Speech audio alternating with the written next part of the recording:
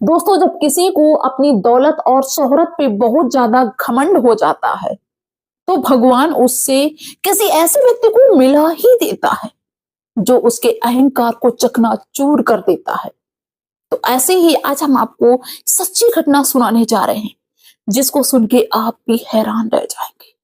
दोस्तों, एक अमीर घर का लड़का जो कि बहुत ही बिगड़ा हुआ था, बिगड़ैल था, वो अपनी महंगी सी गाड़ी को लेके अपने चार दोस्तों के साथ में होटल में खाना खाने के लिए जा रहा था। लेकिन उसकी गाड़ी से एक छोटी गाड़ी यानी कि जो 2-4 लाख की थी वो गाड़ी आके टकरा जाती है, जिससे इसकी महंगी गाड़ी में खरोच आ जाती है। दोस्तों, ये अमीर घर का लड़का बड़े तमन्ना के साथ में उतरता है और उस ड्राइवर से जो वो गाड़ी चला रहा था, जो 3-4 लाख की गाड़ी थी, उससे अकड़ने लगता है और कहता है कि तुझे तमीज है, तो इस गाड़ी की कीमत को जानता है। उस गाड़ी में एक व्यक्ति बैठा हुआ था जिसकी उम्र 50 साल थी। दोस्तों, वो व्यक्ति हाथ जोड़ता है, कहता है इस अमीर लड़के से कि बेटा गलती हो गई, ड्राइवर है, हो गया, कोई बात नहीं, हम तुम्हारी गाड़ी की रिपेयरिंग करा देंगे। लेकिन ये लड़का जो था अमीर घर का, इसको इतना घमंड, ये उस व्यक्ति को जो 50 साल की उम्र का था उसको गाली गलौज करने लगता है और कहता है कि तेरी औकात है, तू मेरी गाड़ी की रिपेयरिंग करा देगा, इस गाड़ी की कीमत को जानता है। लेकिन बाद में उस व्यक्ति ने ऐसा क्या बताया कि वो अमीर घर का लड़का उस बुजुर्ग व्यक्ति यानी जो 50 साल की उम्र का था उसके पैरों में गिर जाता और कहता है कि सर मुझे माफ कर दो, मैंने आपको पहचाना नहीं। आखिर में वो व्यक्ति कौन था जो सिर्फ 3-4 लाख की गाड़ी में था और उसके पैरों में ये अमीर घर का शहजादा गिर जाता है। दोस्तों, इस कहानी को जब आप पूरा सुनेंगे बहुत ही मजा आएगा और बहुत ही अच्छी शिक्षा इससे मिलेगी। आप सभी का बहुत बहुत स्वागत है मेरे YouTube चैनल में एक और नई वीडियो में।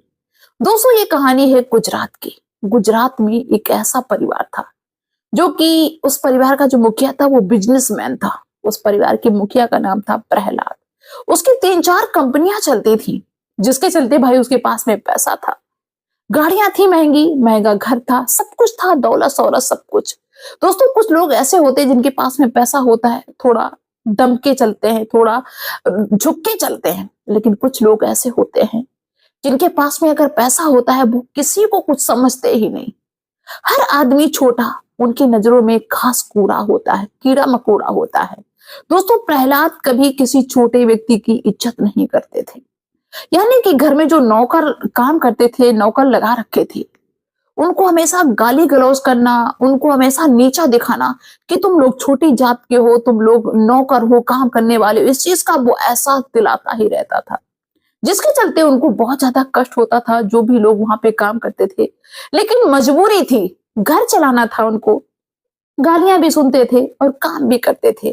दोस्तों, पूरा घर जो था, पूरा घर ही घमंडी था, बहुत अहंकार था। उस प्रहलाद का एक लड़का होता है विवेक। शुरू से विवेक ने भी वही सारी चीजें देखी कि हम लोग पैसे वाले हैं, हम लोगों को किसी के सामने झुकना नहीं है।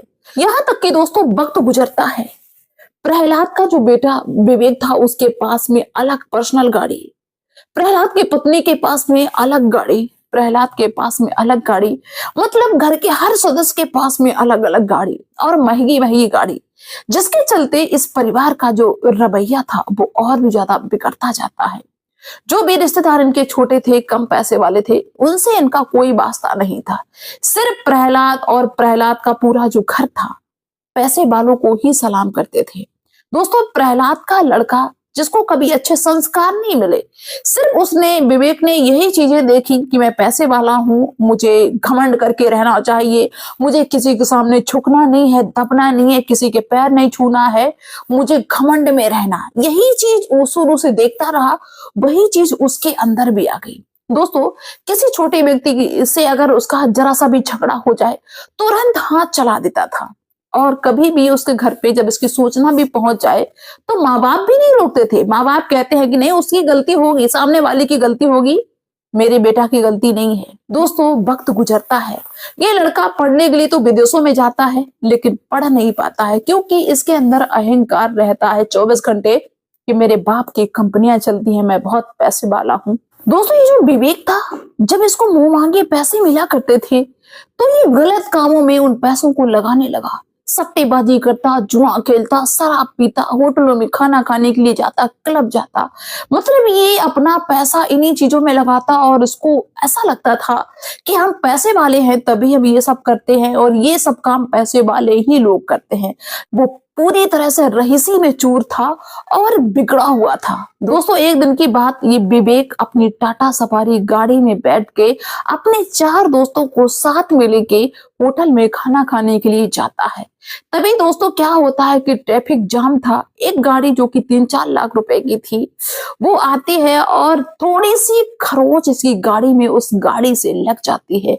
जब इस विवेक ने ये देखा कि ये गाड़ी जो छोटी गाड़ी है, इससे मेरी गाड़ी में खरोच आ गई, तो ये गाड़ी से उतरता है और आग बबूला हो जाता है और उस गाड़ी के ड्राइवर पे टूट पड़ता है और उससे कहता है कि तुझे तमीज नहीं है, तूने मेरी इतनी महंगी गाड़ी में ये खरोंच ला दी है, तो जानता है इस गाड़ी की कीमत क्या है। तब दोस्तों वो ड्राइवर जो था गाड़ी का, वो बड़ा शालीनता के साथ में कहता है कि भैया गलती हो गई और जगह नहीं है सड़क पे बिल्कुल भी, और तुम बताओ तो मैं इसकी कीमत दे सकता हूँ।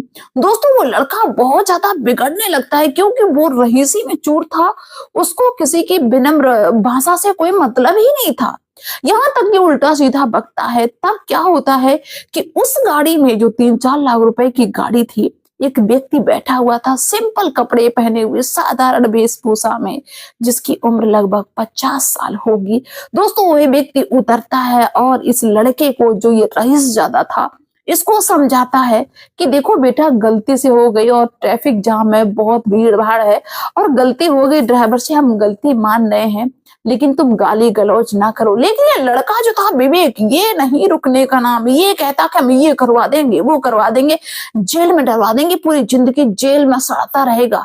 दोस्तों वो व्यक्ति कहता है जो 50 साल का कि तुम्हारी गाड़ी हम सही करा देंगे। तभी विवेक कहता है कि बुड्ढा तो इस गाड़ी की कीमत को जानता है, तूने आज से पहले ऐसी गाड़ी देखी नहीं होगी, इसकी कीमत पता है तुझको। दोस्तों वो व्यक्ति कहता है कि बेटा मुझे कीमत तो नहीं पता है, लेकिन हम तुम्हारी गाड़ी को सही करा देंगे। वो लड़का कहता है तेरी थोड़ी बहुत खेती होगी वो भी बिक जाएगी, इसके बावजूद भी तो इसकी रिपेयरिंग नहीं करा पाएगा। दोस्तों वो सामने वाला व्यक्ति इससे अदब से पेश आ रहा, अच्छे से बोल रहा है, लेकिन ये लड़का उल्टा सीधा बोलता ही चला जा रहा, गाली गलौज देता ही चला जा रहा है। दोस्तों वो सामने वाला व्यक्ति लगातार उस रईसजादे को समझाने की कोशिश करता है कि बेटा मेरे ड्राइवर से गलती हो गई, कोई बात नहीं, तुम्हारी गाड़ी की हम रिपेयरिंग करवा देंगे, सही करवा देंगे। लेकिन जो रईसजादा था, उस पर रईसी का खुमार इतना चढ़ा हुआ कि उसको एक भी बात समझ में नहीं आती, बल्कि वो गाली गलौज करता है, ड्राइवर को गाली देता है और उस व्यक्ति को भी गाली देता है जो उसको समझा रहा था। तब दोस्तों उस छोटी गाड़ी के ड्राइवर को गुस्सा आता है और वो कुछ बोलने की कोशिश करता है, लेकिन उसके साथ में जो व्यक्ति था वो उसको रोकता है कि नहीं तुम मत रोको। दोस्तों ये जो रईसजादा था ये कहता है उस व्यक्ति से जिसकी उम्र 50 साल थी कि तेरी औकात है इस गाड़ी की रिपेयरिंग कराने की, इस गाड़ी की कीमत को समझता है? ये टाटा सफारी गाड़ी है, कीमत देखी है कभी इसकी? ऐसी गाड़ी भी नहीं कभी देखी होगी। लेकिन वो सामने वाला व्यक्ति चुपचाप खड़ा रहता है। जब दोस्तों ये रईसजादा हद से गुजर जाता है, सारी हदें पार कर देता है, तब वो सामने वाला व्यक्ति कहता है कि बेटा रिपेयरिंग की तो बात ठीक है, बताओ मैं ऐसी 4 गाड़ी तुम्हारे दरवाजे पे खड़ी कर दूं। अब जब इतनी बात उस सामने वाले व्यक्ति ने, जो सीधा सिंपल साधारण सा है, वो जब ऐसे बोलता है तो इस रईसजादे को बहुत ज्यादा हंसी आती है और कहा कि अच्छा तो इसको साइकिल से। रईसजादा कहता है कि मुझे सिर्फ इस गाड़ी की कीमत बता दे, अगर तुझे इतना ही अपने आप पे गुरूर है। तब वो सामने वाला व्यक्ति उस टाटा सफारी की कीमत को बताता है, उसका मॉडल बताता है, यहाँ तक कि उसने कई गाड़ियों की कीमत और उसका मॉडल बताया कि इस मॉडल की गाड़ी इतने की है, इस मॉडल की गाड़ी इतने की है, वो भी टाटा कंपनी की। दोस्तों रईसजादा थोड़ा सा हैरान होता है और आश्चर्य भरी नजरों से सामने वाले व्यक्ति को देखता है और वो कहीं ना कहीं इस चीज को समझ रहा था, कंपनी में हो सकता है कि ये काम करता हो, मजदूरी करता हो, शायद तभी इसको मालूम है। यहाँ तक कि वो रईसजादा ये पूछ बैठता है कि आप कौन है, क्या आप टाटा कंपनी में काम करते हैं, मजदूरी करते हैं क्या? तब वो ड्राइवर कहता है, छोटी गाड़ी का जो ड्राइवर था वो कहता है कि तू जो गाड़ी लेके खड़ा हुआ है, जिस कंपनी की तू गाड़ी लिए हुए इतरा रहा है, ये उस कंपनी के मालिक है। तू टाटा सफारी गाड़ी लिए हुए है, ये रतन टाटा है।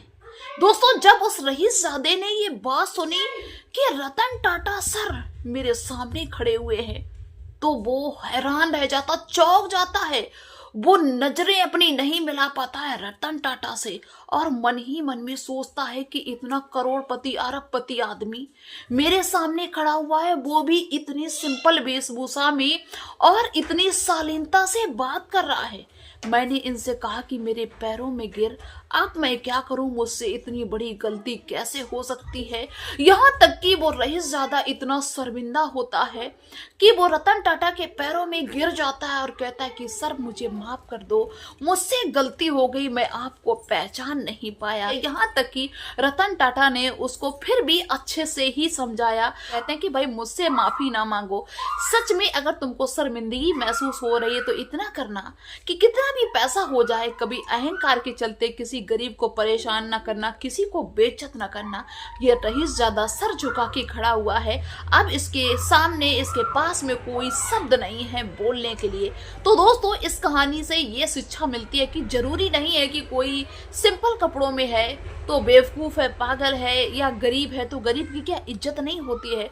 और सभी से मेरा कहना है कि पैसा बेशक कम हो, लेकिन अपने बच्चों को अच्छे संस्कार दो, और संस्कार अच्छे होंगे तो तुम्हारे बच्चे कितना भी कमा लेंगे। संस्कार अच्छे नहीं होंगे तो जितना भी तुम कमाओगे वो सब बर्बाद कर देंगे, और वो ऐसी जगह पे उस पैसे को लगाएंगे जहाँ पे नहीं लगाना चाहिए। तो ज़्यादा से ज़्यादा बच्चों को अच्छे संस्कार दो और बड़ों का सम्मान करना सिखाओ, अच्छी राह पे चलना सिखाओ, पैसा बेशक कम हो। तो आप लोगों की क्या राय है? इस तरह इस रईसजादे को सुधार दिया रतन टाटा सर ने, और वो इस दुनिया में तो नहीं रहे, लेकिन हमेशा सीधे साधे वेशभूषा में, सिंपल वेशभूषा में रहे, और सबकी उन्होंने इज्जत की, चाहे वो छोटा हो, बड़ा हो, अमीर हो, गरीब हो। तो क्या कहना चाहेंगे ऐसे महान व्यक्ति के बारे में, और क्या कहना चाहेंगे इस रईसजादे के बारे में? आप लोग अपनी राय अवश्य रखना। मिलते हैं नेक्स्ट वीडियो में, तब तक के लिए बाय सभी को।